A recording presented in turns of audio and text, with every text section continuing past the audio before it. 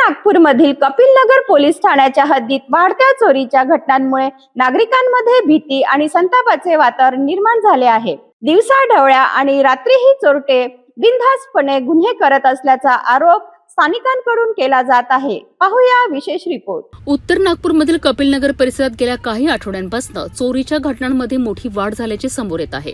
स्थानिक रहिवाशांच्या म्हणण्यानुसार घरे, दुकाने आणि वाहनांमधून चोरीच्या घटना सातत्याने घडत आहेत।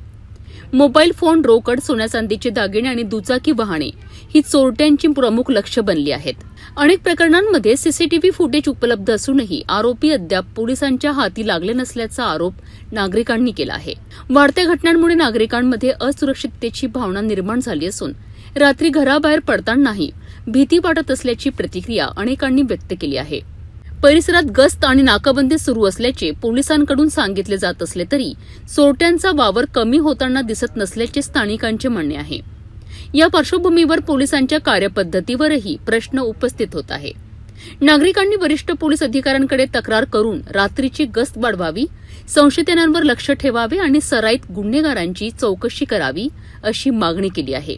दरम्यान सामाजिक संघटनांनीही या वाढत्या चोरीच्या घटनांची गंभीर दखल घेत तातडीने कठोर कारवाई करण्याची मागणी केली आहे। कपिलनगर परिसरातील वाढत्या चोरीच्या घटनांमुळे नागरिकांमध्ये अस्वस्थता निर्माण झाली आहे। आता पोलीस प्रशासन या घटनांवर किती लवकर आळा घालते आणि नागरिकांचा विश्वास पुन्हा कसा मिळवते याकडे सर्वांचे लक्ष लागले आहे।